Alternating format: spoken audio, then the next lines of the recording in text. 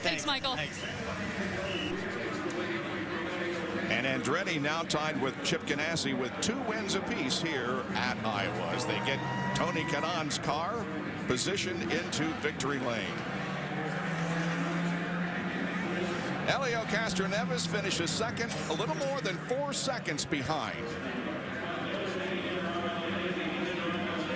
And we've got about a half hour to fill for you, and we'll talk to as many drivers as we possibly can. And of course, we'll be talking to TK, who wins here at Iowa today. Stay with us for more coverage of the IZOD IndyCar Series on Versus. Don't miss any of the heart-pounding action when IndyCar returns to Versus from the Fast Track of Edmonton. Sunday, July 25th at 5. The Iowa fans who defied the forecast had a great start, and everyone looked great in turn 1 and turn 2. Unfortunately, not the case in turn 3. Justin Wilson all on his own. The car steps out, and poor Mario Moraes, a heavy hit into the safer barrier. Both were okay. Lap 34, Will Power, who had been powerful at the beginning of the race, started to run into some handling difficulties. Marco Andretti flies on by. It made for a tough early afternoon for Power. Lap 44, not the case for Marco Andretti, who thought he was racing. Then his handling started to go off as Dario Franchitti took the point, but then on pit road. So critical how you get your pit stops done and get out. It's 3 wide. Castroneves tries to thread the needle and makes the contact with Dixon. His steering wheel wasn't straight, but he persevered. Takuma Sato was persevering until aerodynamic watch. Look out, the car won't turn. Powie into the wall after running in 3rd spot for KV Racing. He said, a good lesson learned. Helio Castroneves on the button and with speed, but with some help, unfortunately, from an ailing Dario Franchitti gearbox, took the lead. But Tony Kanaan could answer because he saved his overtake assist, got to the low side, and when Tony Kanaan gets by Castroneves, see ya, he had saved the muscle for the end of the race, and he gets the monkey off his back after consecutive crashes here, takes it to victory lane.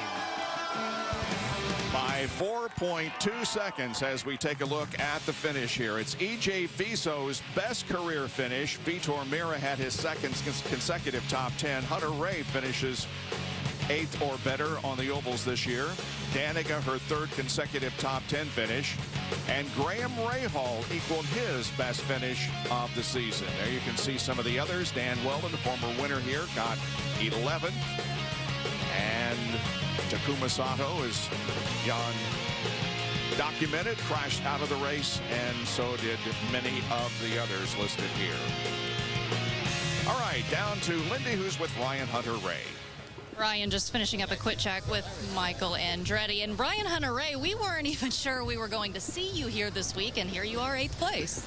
I know, it's unreal. I was thinking that same thing halfway through the race. I'm thinking, man, I might not have been here this year, or this for this race, and here we are running 3rd. But first of all, happy Father's Day to Dad, and we had a great race going for the Ethanol USA Team IZOD car. It was awesome. That's what oval racing is supposed to be. You know, you're driving, you're lifting, you're having to really work the wheel and work the pedals, and it was physical. It was a lot of fun. I'm so happy for Tony. I mean, that was so close. You make a mistake by a foot, as I did in the pit lane, hit his tire, and we got black flagged. I'm glad that he was able to recover from it, but we had to come in under green, so that threw our race away. But man, it's so much fun racing these Andretti Autosport cars. You know? With that incident in the pits, do you feel like you really dodged one for you and him? I know you guys are close friends. It's always close in the pits. I mean, people don't realize how close it is. It is a matter of inches everywhere. So you're diving in at 60 miles an hour and trying to get it in between, you know, 4 bodies sitting there, and it's really tough. But I was really working on my ends this weekend, and we were really trying to get them better, and I just came in a little too hot. But as I said, I'm glad Tony recovered from it. Congratulations to 7-Eleven and the whole crew. We ran well for ethanol this weekend. We showed that we're fighters. We'll always be up front. We'll always be there fighting. And hey, I just hope I get to go to Watkins Glen and go back to a track where I've won at before. So as of this, you don't know yet? No, I have no idea. I probably won't know till Wednesday. They'll tell me, hey, go book a plane ticket. Wow. So it'll probably be last minute, but you know, I'll be happy to show up and race with these guys again, because I'm having a really good time here. Unfortunately, we were almost right there with Tony today. And we love watching you, Ryan. Thank you very much. Ryan Hunter-Reay with an 8th place finish. And the hammer, Graham Rahal, comes up. I know I hit you with, what, 17th to 9th. You pleased with that result?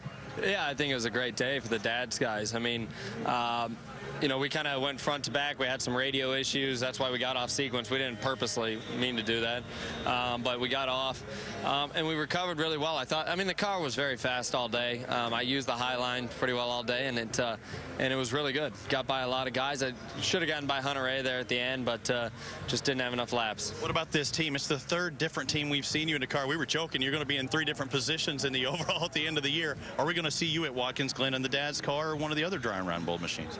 I hope so. I hope so. I really do. No, I've enjoyed my time here, and Dennis, Robbie, and the entire organization, the guys have been great and very helpful. And obviously we've gone through our ups and downs this weekend. Luckily we ended on a high, but you know, I hope that there's many more to come from here. But as of right now, this is the only one I've heard about. Well, this is the last oval for him for now. Hopefully we'll see Graham Rahal at the next stop at Watkins Glen. Jackaroo. For the previous 3 years, Tony Kanaan found himself in a DNF situation. But this year, as he said in Victory Lane, records are made to be broken. Things are made to be changed. Let's take a look at this pit stop. We've seen it so many times. Helio Castroneves connecting there with Scott Dixon. But take a look at the green car directly in front. Look how close Tony Kanaan avoids being punted by Helio Castroneves. I think that's what TK meant when the last 3 years, that's ancient history. Now he wishes his son Leo a very happy Father's Day with his first victory, guys, since Leo was born. Yeah, it was a good race, and Robbie, you mentioned it before the race started, how it's a short track, but it races like a super speedway, and it did. And it was great racing, and we heard from Ryan Hunter-Reay. He said the drivers love this. You have to work the adjustments in the car. You got to get on and off the gas. You're always adjusting your wheels, so it's really fun for these drivers. And how about TK? I mean, you know, they're at the end of the race, you know, when there's about 5 laps to go, you know, somebody's saying in my ear, well, boy, he's had some bad luck here. I just kept my mouth shut because I didn't want to say anything until that checkered flag dropped. That's because you picked him, which is a very nice thing. But down the road here, think about the schedule. The road course is coming up. Street course is a great opportunity for teams other than Andretti Autosport and Target Chip Ganassi Racing to make points, and the points are wide open. Yeah, they sure are. And of course, then we will have 4 consecutive ovals to end the season. But for today, it was a record-setting day in terms of lead changes as Tony Kanaan took the 7-Eleven car to victory. Several others having their best finish of the season here at Iowa Speedway. Now it's on to the road courses, and we will be back with you on July the 25th, but it's always great to come to Iowa Speedway. Great hospitality. Rusty Wallace, of course, helped build this track, and they built a great track for the IZOD IndyCar Series. Well, coming up next, the Tour de France in the Pyrenees. IndyCar returns to Versus Sunday, July 25th at 5 o'clock Eastern for the Edmonton Indy.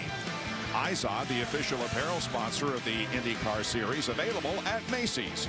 For more information on the IZOD IndyCar Series, log on to Versus.com. Congratulations to Tony Kanaan, winner of the Iowa Corn Indy 250, presented by Pioneer. For Jan Beekes, Robbie Buell, Jack Arute, Robbie Floyd, and Lindy Thaxton, I'm Bob